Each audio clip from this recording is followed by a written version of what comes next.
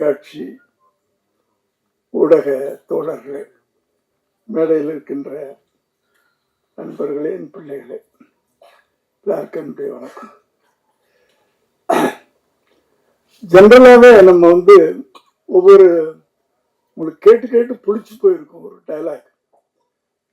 Cinema விழாக்கள் பொண்ணு வித்தியாசமான படம், இதுவரைக்கும் நீங்க பார்க்காத படம். இந்த வார்த்தையை எல்லாருமே சொல்லி நீங்க கேள்விப்பட்டிருப்பீங்க. ஆனால் என்னுடைய சினிமா வாழ்க்கை 45 வருஷத்துக்கு மேல ஆயிடுச்சுன்னு நினைக்கிறேன். 80ல, ஆமா, கரெக்டா 45 வருஷம். நான் முதலாக வித்தியாசம் என்பதை உண்மையிலேயே சத்தியமா சொல்லக்கூடிய ஒரு கதை இந்த வித்தியாசமான கதை. இதை நீங்க இன்னும் அடுத்த வாரம் படம் பார்க்க போறீங்க. அப்ப நீங்களே சொல்லுவீங்க. பல விதத்துல இது வித்தியாசம். ஏன்னா அந்த படத்துல நாய் தான் ஹீரோ. ஒரு ரிவெஞ்ச் எடுத்து ஒரு படம் பெரிய ஹிட் ஆயிருக்கு. ஒரு யானை ரிவெஞ்ச் எடுத்து ஒரு படம் பெரிய ஹிட் ஆயிருக்கு. ஒரு பாம்பு ரிவெஞ்ச் எடுத்து நாய்க்குன்னா தமிழ்ல என்ன நீயா பெரிய ஹிட் ஆயிருக்கு. இதுல ஒரு நாய் ரிவெஞ்ச் எடுக்குது மனுஷன் மேல. தன்னுடைய போராட்டத்துக்கு கோர்ட்டுப்படி வரைக்கும் ஏறுது. இதுதான் இது ஒரு வித்தியாசம். ரெண்டாவது, இந்த படத்துல ஹீரோ கிடையாது, ஹீரோயின் கிடையாது, டூயட் கிடையாது, டான்ஸ் கிடையாது. இது ஒரு வித்தியாசம். உண்மையிலே வித்தியாசமான படம். அதுக்காக சொல்றேன். சும்மா நாங்க வித்தியாசமான படம் அப்படின்னு சொல்லலை. ஒரு ஹீரோ கிடையாது, ஹீரோயின் கிடையாது, ஒரு டூயட் கிடையாது, ஒரு டான்ஸ் கிடையாது. அடுத்ததுல நடிச்சவங்க பூரா பாத்தீங்கன்னா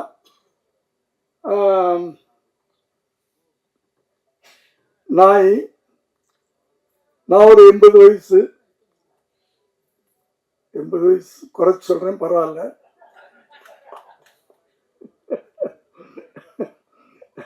85 சொல்லிக்கலாம், எப்படின்னாலும் சொல்லலாம். கடவுள் இன்னும் என்ன கொண்டாந்து இங்க நிறுத்தி வச்சிருக்கிறாரு, அவருக்கு நன்றி. ஒய்ஜி மகேந்திரன் என் வயசு தான். இப்படி இதில் நடிச்சவங்க பூரா ஓல்டு பீப்புள். அது ஒரு வித்தியாசம். அதனால வித்தியாசங்கள் நிறைய இருக்குது. அதனாலதான் உண்மையிலேயே வித்தியாசம் சொல்றேன். அடுத்து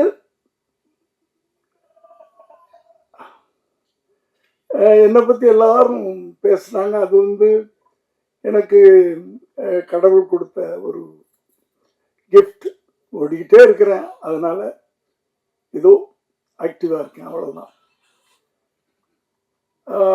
அடுத்தது, மனசு சந்தோஷமா வச்சிருக்கிறேன் எப்பவுமே.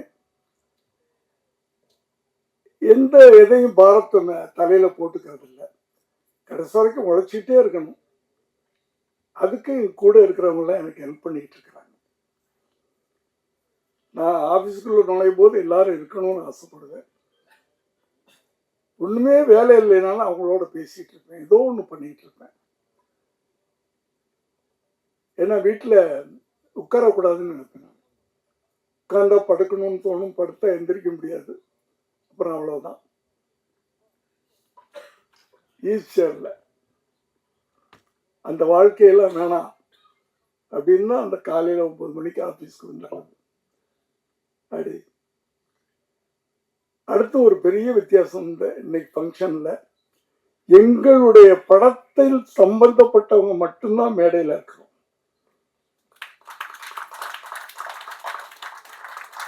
சம்பந்தம் இல்லாத ஒரே ஒருத்தர் ரோபோ இங்க உட்கார்ந்தாரு. அவர் கூட சம்பந்தம் இல்லாதவன்னு சொல்ல முடியாது. ஏன்னா குண்டம்மாவுடைய அப்பா குண்டம்மா அப்படின்னு சொல்லுவாரு. அதை நாங்க எங்க படத்துல வச்சுக்கிட்டோம், யூஸ் பண்ணிட்டோம். அதனால அவரு எங்க யூனிட்டை சேர்ந்தவர் தான்.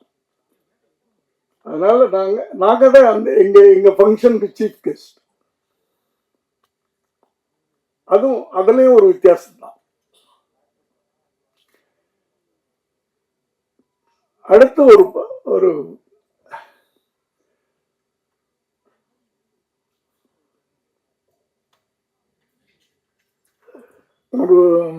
என்ன சொல்றதுன்னு எனக்கு என்ன எல்லாரும் எல்லாம் பேசிட்டாங்க. எனக்கு என்ன பேசுறதுன்னு தெரியல.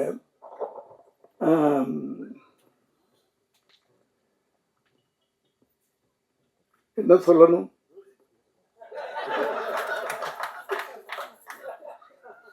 அதாவது ஜனவரி மாசம் குளிர்ல நாங்க போனோம். அதான் அந்த அந்த அந்த எக்ஸ்பீரியன்ஸே ஒரு பெரிய எக்ஸ்பீரியன்ஸ். அது கொடைக்கானல்ல நடுங்கிக்கிட்டே ஷூட்டிங் பண்ணோம். ஆனால் அந்த ஷூட்டிங் ஆரம்பிச்ச உடனே அந்த நடுக்கமெல்லாம் போயிடும். அவங்க சொன்ன மாதிரி ஜுரங்கிறலாம் அது எனக்கு ஜுரம் வந்தே இத்தனை வருஷத்துல ஜுரம்னு வந்ததே கிடையாது. அங்கே ஏதோ வந்துருச்சு 102 டிகிரின்ட்டாங்க. ஆனால் எனக்கு தெரியும், நான் ஷூட்டிங் ஸ்பாட்டுக்கு போனால் ஜுரம் போயிடும்னு எனக்கு தெரியும். அந்த ஒரு நம்பிக்கை எனக்கு. ஒர்க்குக்கு போனேன்னா ஜுரம் போயிடும். அந்த தைரியத்தில் தான் அன்னைக்கு போனேன். சொன்ன மாதிரி போனோடனே அன்னைக்குன்னு பார்த்து தண்ணியில இறக்கி குளிக்க வச்சுட்டாங்க, ஃபால்ஸ்லே தான். ஸோ ஜுரம் போயிடுச்சு. அதான் ஜுரம்ன்றது நம்ம நினைக்கிறது தானே, வியாதின்றது நம்ம நினைக்கிறது தானே. எனக்கு தலைவலிக்குதுன்னா தலைவலிக்குது, தலைவலி இல்லைன்னா தலைவலி இல்லை. அப்படி வாழ்க்கையை நம்ம அவ்வளவு ஈஸியா எடுத்துக்கிட்டோம்னா கடைசி வரைக்கும் நல்லா இருக்கலாம். அடுத்தது ஒரு படம் பண்றோம்னா படத்துல ஏதாவது நல்ல மெசேஜ் சொல்லணும்னு என்னுடைய முதல் படத்துல இருந்து ஆரம்பிச்சு இன்னைக்கு வரைக்கும் சொல்லிக்கிட்டு இருக்கேன்.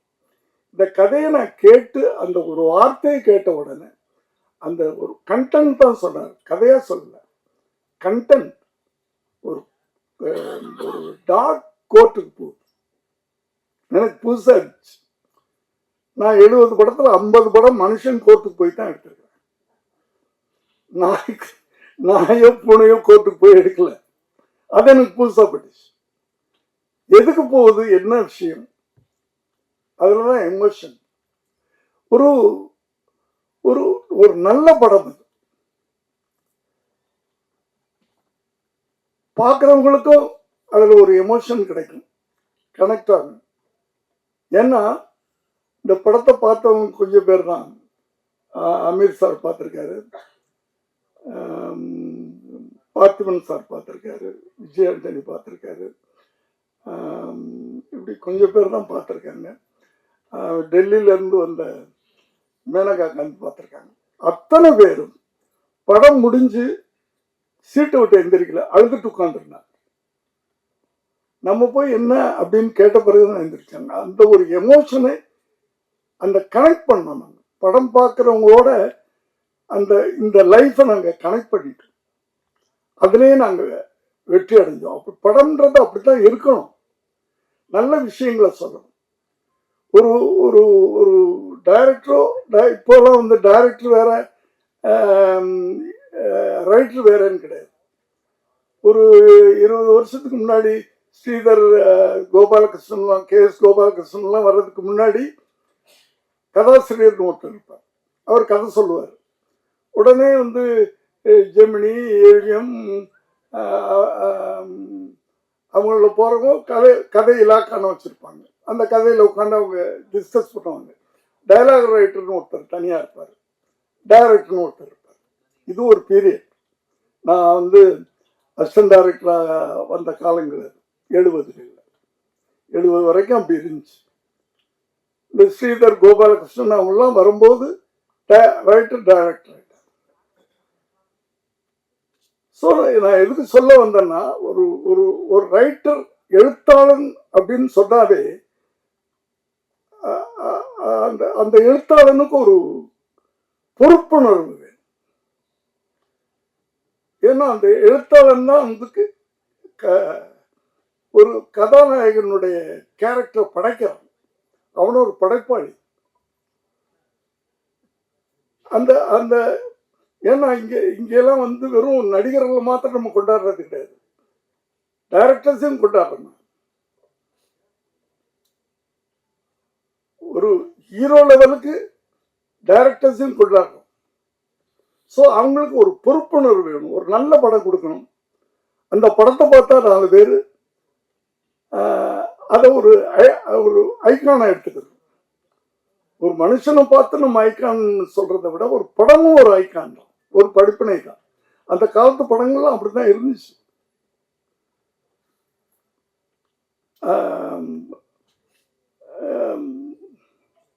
இப்ப சில படங்கள்லாம் பார்க்கும்போது ரொம்ப கஷ்டமா இருக்கு, ரொம்ப கஷ்டமா இருக்கு. தனியா சொல்லணும். ஏன்னா ஒரு ஒரு எழுத்தாளன் படம் பார்க்கிறவனுக்கு ஒரு ஐக்கானா இருக்கணும், ஒரு முன்னோடியா இருக்கணும். அவன் படைக்கின்ற படைப்புகள், கதாபாத்திரங்கள் அப்படி இருக்கணும். இவன மாதிரி நம்ம வாழணும் அப்படின்னு இருக்கணும். கத்தி எடுத்த தலை விட்டு கையை விட்டு இப்படியே விட்டு அப்படின்னு சொல்லிட்டு படம் பார்த்துட்டு வெளியே போனவன்னா அவனு கத்தி எடுத்துட்டு கையை விட்டு காலை விட்டு இருந்தா இளைய சமுதாயம் என்ன ஆகுறது? அந்த பொறுப்புணர்வு, சினிமான்றது சாதாரண விஷயம் இல்லை. இப்போ இந்த படம் ஒரு கத்தி இல்லை, ரத்தம் இல்லை, துப்பாக்கி சத்தம் இல்லை, ஆனால் ஒரு ஒரு பவர்ஃபுல்லான விஷயம், பவர்ஃபுல்லான விஷயம் இருக்கு. ஆனா அந்த பவர்ஃபுல்லான விஷயத்தை நாங்க சீரியஸா சொல்லல. அதான் இதனுடைய வெற்றிக்கு அது ஒரு காரணமா இருக்கு. ரொம்ப சீரியஸான விஷயத்த ரொம்ப சீரியஸா சொன்னாலும் கஷ்டப்பட்டுருவீங்க. ரொம்ப யதார்த்தமா அழகா அப்படியே சிரிக்க வச்சுக்கிட்டே அப்படியே கொண்டு போறது, நல்ல விஷயங்களை சொல்றேன். ஒவ்வொரு படமும் ஒரு பாடமா இருக்கணும்ன்றதான். ஆனா இப்போ வர நல்ல படங்கள் பண்றாங்க, அவங்களுக்கு நான் யாரையும் தப்புன்னு சொல்ல வரல. ஆனால் அவர்கள் அந்த படங்களை பார்த்து ஒரு ஷோல 100 பேர் படம் பார்க்கறாங்க, ஒருத்தனாவது அந்த படத்தை பார்த்து இவர் மாதிரி நம்ம இருக்கணும் அப்படின்னு நினைக்க வைக்கணும். அந்த காலத்து படங்கள் அப்படிதான் இருந்துச்சு. இது ஒரு நான் வயலண்ட் படம், நான் வயலண்ட் ஆனா பவர்ஃபுல்லான படம்.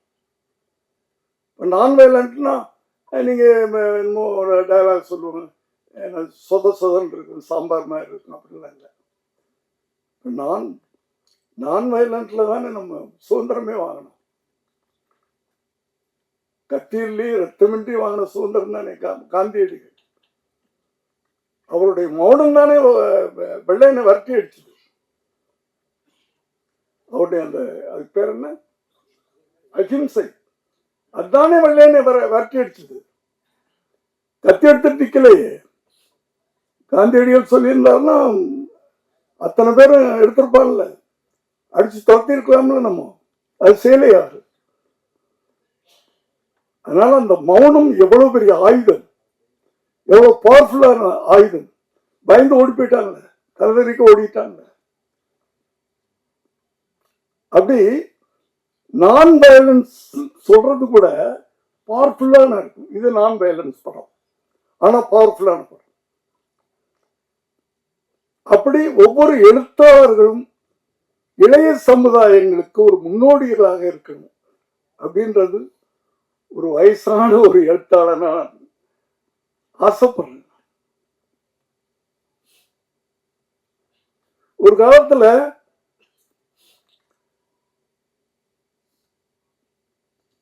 வில்லன்னா இப்படிதான் இருப்பான், ரேப் பண்ணுவான், கொலை பண்ணுவான், 10 பேரை வெட்டுவான், அப்படித்தானே இருந்துச்சு. அதை பூரா இப்ப கதாநாயகர்கள் பண்றாங்க. யார் வில்லன் யார் கதாநாயகனே தெரியப்பட்டேன் படம் பார்க்கும்போது. நான் உண்மையிலே நீங்க யாரும் தப்பா எடுத்துக்காதீங்க, தப்பா எழுதிடாதீங்க. என்னுடைய உணர்வுகளை நான் சொல்றேன். என் வயசுக்கு நான் சொல்லலாம்.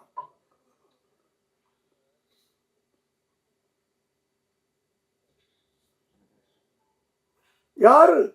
ஏன்னா படம் பார்க்கிற யூத் அவங்களை எப்படி நம்ம கொண்டு போகணும்?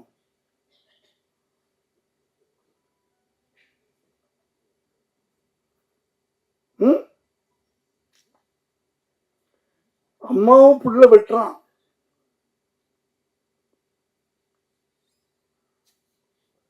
மாமியார் மருமகளை சேர்ந்துட்டு என்ன பிள்ளைய கொள்றாங்க, அப்பாவை கொள்றாங்க. இப்படியெல்லாம் நடந்துகிட்டு இருக்கிற ஒரு சமுதாயத்தை நம்ம கரெக்ட் பண்ணணும்னா சினிமா ஒரு ஒரு அறிஞர்டா சொல்லுவார், சினிமா மாதிரி ஒரு பயங்கரமான ஆயுதம் வேற எதுவும் இல்லை. அந்த ஆயுதத்தை கரெக்டா நம்ம யூஸ் பண்ணோம்னா இந்த இளைய சமுதாயத்தை திருத்த முடியும். அது ஒவ்வொரு எழுத்தாளருக்கும், எழுத்தாளனா இருக்கட்டும் இயக்குனரா இருக்கட்டும், ரெண்டு பேரும் ஒண்ணுதான் நினைப்போம். அவங்களுக்கு இந்த பொறுப்புணர்வு, கடமை உணர்வு, சமூக உணர்வு, எல்லாத்தையும் விட அந்த சமூக உணர்வு.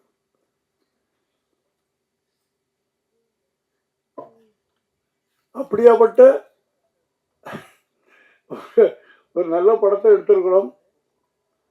நான் ரொம்ப அனுபவிச்சு கடந்த 10 வருஷமா நான் ஒரு நடிகனாகி இந்த 10 வருஷத்துல 4 படம் பண்ணிட்டு நடிச்சிட்டேன். ஆனால் ஒரு திருப்திகரமாக எனக்கு அமைஞ்ச படம் இந்த படம். ரொம்ப அனுபவிச்சு நான் பண்ணியிருக்கேன். எல்லாரும் ஹெல்ப் பண்ணியிருக்காங்க, நான் தனித்தனியா சொல்ல விரும்பல. அதுலயும் நான் தைரியமா சொல்லுவேன், 2 மணி நேரம் படம். அந்த 2 மணி நேரம் உங்களை ரொம்ப அழகா நாங்கள் உட்கார வச்சிருக்கோம். முதல்ல 3 மணி நேரத்துக்கு படம் எடுத்து கொடுத்துட்டார் அவரு. அத மாருதி சார் 2.5 மணி நேரம் படமாக்குனார். சரி அவ்வளவுதான், இதுக்கு மேல குறைக்க வேணாம் அப்படின்னு அவர் பிடிவாதமா இருக்கிறாரு. லெனின் சார் படம் பார்த்தாரு. அவர் சூப்பர்வைசர் தான் இந்த எல்லாமே நடந்துட்டு. லெனின் சார் படம் பார்த்தாரு எங்களோட. ஒரு 2 நாள் எனக்கு டைம் கொடுங்கன்னு சொன்னார். 2 நாள் கழிச்சு போய் பார்த்தோம். 10 சீனு காணோம் படத்துல. டைரக்டர் சார், சார் அந்த சீனும் தூக்கிட்டார் சார், இந்த சீனும் தூக்கிட்டார் சார், இந்த சீனும் தூக்கிட்டார் சார், சார் போச்சு சார் அப்படின்றாரு. அதாவது 2:20க்கு இவர் கொடுத்தார், 2 மணி நேரம் 20 நிமிஷத்துக்கு இவர் பண்ணிட்டார். அவர் 10 சீனை தூக்கி 20 நிமிஷத்தை தூக்கி 2 மணி நேரம் ஆகிட்டார்.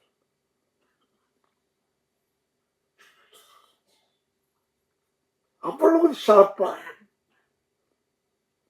இன்னைக்கு அப்படி இருக்குது படம். சாருக்கு நன்றி. 3 மணி நேரத்தை 2.5 மணி நேரம் ஆக்குனீங்க, 2.5 மணி நேரத்தை 2 மணி நேரம் ஆக்கணும். அப்படி எல்லாருமே பண்ணியிருக்கிறாங்க. டிஓபி சொல்லணும், நான் குண்டமா சொல்லணும். குண்டமா தப்பா எடுத்துக்காரு, ஸ்டேஜில் செல்லமன் நான் சொல்றேன். ரொம்ப எல்லாருமே குடும்பம், எல்லாருமே பேசுனதே. இங்கே டைரக்டர் யாரு, ப்ரொடியூசர் யாரு, அதெல்லாம் கிடையாது. நான் எல்லாரையும் போடா வடான்னு சொல்லுவேன். அது பாசத்தில் பிள்ளைங்களை சொல்ற மாதிரி நான் சொல்லுவேன். ஒரு குடும்பம் மாதிரி இருந்து ஒரு படத்தை எடுத்திருக்கிறோம், எல்லாரும் உழைச்சிருக்கிறோம். இந்த படம் வெற்றி அடைஞ்சா ஒரு பெரிய சூப்பர் ஹீரோ எல்லாம் நடிக்கல, இதுல நடிச்ச ஒரே சூப்பர் ஸ்டார் அதுதான், பைரவா தான். நாங்கெல்லாம் துணை நடிகர்கள், உதிரி பூக்கள். நாங்கெல்லாம் ஒரு ஃபுல் மாலை எதுன்னா அதுதான் போடணும். இந்த உதிரி பூக்களையெல்லாம் சேர்ந்து பண்ணியிருக்காங்க. எல்லா சேர்ந்து உதவி இயக்குனர்கள் அத்தனை பேரையும் நான் ரொம்ப, ஏன்னா நான் 7 மணிக்கெல்லாம் போய் நின்றுவேன் ஷூட்டிங் ஸ்பாட்ல. அதுவே எல்லாரும் கடுப்பா இருக்கும் பசங்களுக்குலாம். என்னடா இந்த மனுஷன் தூங்க மாட்டேன்றான் வந்து நின்றுறான், நம்மளையும் தூங்க விட மாட்டேன்றான் அப்படிலாம் இந்த படம் பண்ணியிருக்கிறோம். இந்த படத்தினுடைய வெற்றி ஒரு புது இயக்குனரை கொடுக்கும். புது இயக்குனர்னா ஒரு இன்னும் புது புது ஐடியா வச்சிருக்காரு. அந்த புது புது ஐடியாக்குள்ள படம் வரும். ஒரு ஒரு சாதாரண ஒரு இளைஞன் ஒரு கஷ்டப்பட்டு ஒரு படம் ப்ரொடியூசர் ஆயிருக்கான். அவன் ஒரு அடுத்த படம் எடுக்க முடியும். இந்த படத்தின் வெற்றி. ஆகவே நீங்களாம் நிறைய சூப்பர் ஸ்டார்கள் நடிச்ச படங்களை எல்லாம் பார்த்துருப்பீங்க. இது இந்த சூப்பர் ஸ்டார் நடிச்சிருக்க படம். நாங்கெல்லாம் சேர்ந்து ஒரு நல்ல, திரும்ப திரும்ப சொல்றேன், ஒரு நல்ல படம் அடுத்த வாரம் நீங்க பார்க்க போறீங்க. உங்களுடைய என்கரேஜ்மெண்ட்ஸ்ல அந்த டைரக்டர் பெரிய டைரக்டரா வரணும், இந்த ப்ரொடியூசர் பெரிய ப்ரொடியூசரா வரணும். இந்த மியூசிக் இதுல இந்த படத்தை 2 இடங்கள்ல 2 கட்டங்கள்ல, எடிட்டிங்க்கு முன்னாடி, எடிட்டிங்க்கு பிறகு, பிஃபோர் எடிட்டிங் ஆஃப்டர் எடிட்டிங் ஒரு உருமாறுச்சு படம். அதே மாதிரி பிஃபோர் ரீ ரெக்கார்டிங் ஆஃப்டர் ரீ ரெக்கார்டிங் பேக்ரவுண்ட் மியூசிக். அதாவது ஒரு நாயுடைய ஃபீலிங்ஸ், அதனுடைய எமோஷன், நாய் ஃபீல் பண்ணுது அப்படின்றத மியூசிக்ல சொல்றாரு. நாய் சந்தோஷமா இருக்குது அப்படின்றத மியூசிக்ல சொல்றாரு. நாய் ரிவெஞ்ச் எடுக்குது மியூசிக்ல சொல்றாரு. சோ இந்த படம் நிச்சயமா வெற்றி அடையும். அது நம்பிக்கை தான். என் வாழ்க்கையில் நம்பிக்கையில தான் நான் ஓடிக்கிட்டு இருக்கேன், நம்பிக்கையில தான் நடந்துகிட்டு இருக்கேன். இந்த படத்துக்கு பிறகு கூரனுக்கு பிறகு விபின், கூரனுக்கு முன்பு விபின். நிச்சயமா எனக்கு நல்ல பேர் கிடைக்கும், நிச்சயமா பேர் கிடைக்கும். இதில் நடிச்ச அத்தனை பேருக்கும் பேர் கிடைக்கும். காரணம் ஒரு வித்தியாசமான கதைகள். அந்த வித்தியாசமான கதைகள் ஒரு நடிகனை உருவாக்குறோம். எப்படி உருவாக்குறது? இது நான் இங்க கதையை விட்டுட்டு போறேன்,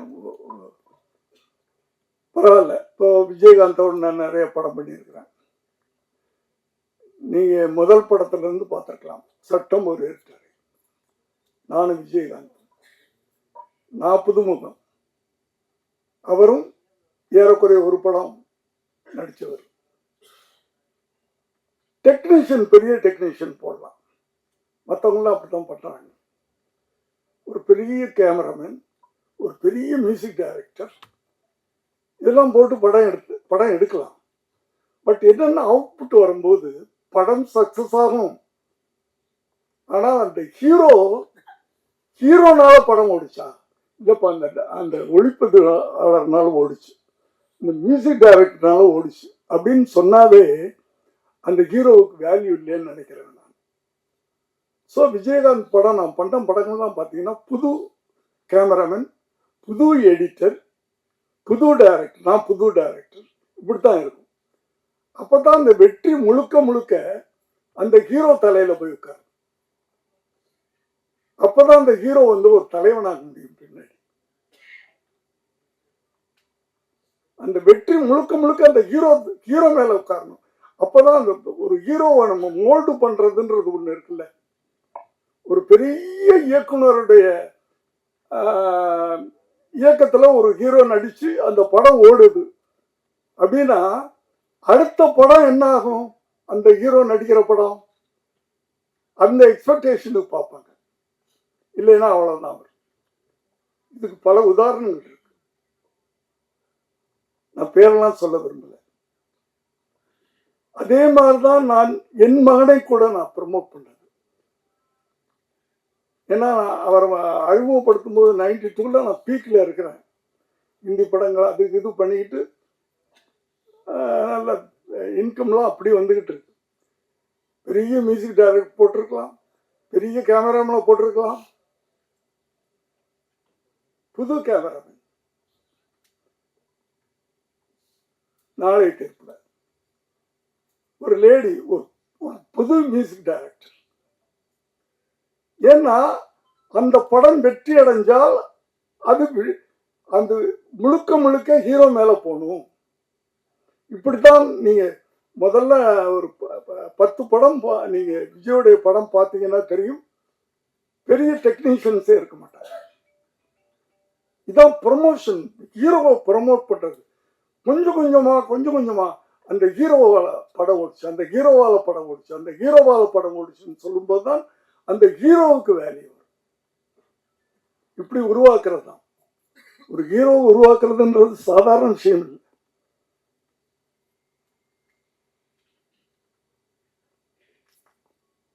அத போல எதுக்கு சொல்ல வந்தேன் அப்படின்னு சொன்னால், இந்த கதை எங்களை உருவாக்கி இருக்கிறது. இப்போ ஹீரோக்குள்ள இந்த படம் ஓடின பிறகு நான் தைரியமா சொல்லலாம், இந்த கதை என்னை உருவாக்கி இருக்கு, இந்த கதை அந்த டைரக்டர் உருவாக்கி இருக்கு, இந்த கதை மியூசிக் டைரக்டர் உருவாக்கி இருக்கு.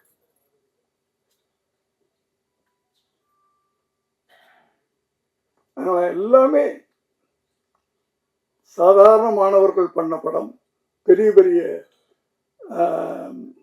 இயக்குநர்கள், பெரிய பெரிய நடிகர்கள் படங்களையெல்லாம் நீங்க வந்து ஆகா ஊகன்னு சொல்றது பெரிய விஷயம் இல்லை. அந்த படங்களுக்கெல்லாம் வந்து விளம்பரம் தேவையில்லை. ஏன்னா அவங்கெல்லாம் ரசிகர்கள் வச்சிருக்காங்க, ரசிகர்கள் பட்டாளம் இருக்கு. நீங்க விளம்பரம் கொடுத்தாலும் கொடுக்கலைனாலும். ஆனால் இப்படிப்பட்ட படங்களுக்கு நீங்கள் ப்ரமோஷன் பண்ணணும். உங்களுக்கு பிடிச்சா, நான் திரும்ப சொல்றேன், நல்லா இல்லாத படத்தை ப்ரமோட் பண்ணுங்க. படம் நல்லாக இருந்தால் இந்த படத்தை நீங்க ஓட்டி காட்டணும். அது உங்களை நான் கேட்டுக்கிறேன். நன்றி, வணக்கம். மனிதன் அப்படின்னு சொல்லி நீங்க கோர்ட் ஏறி நிறைய விஷயங்கள் பண்ணி கொடுத்துருக்கீங்க, நியாயம்லாம் வாங்கி கொடுத்தீங்க. முதல் முறையா ஒரு நாய் வச்சு அதுக்காக நியாயம் வாங்கி கொடுக்குறீங்க. இந்த அனுபவம் எப்படி இருக்கு சார்? சொல்லுங்க சார். ஹலோ,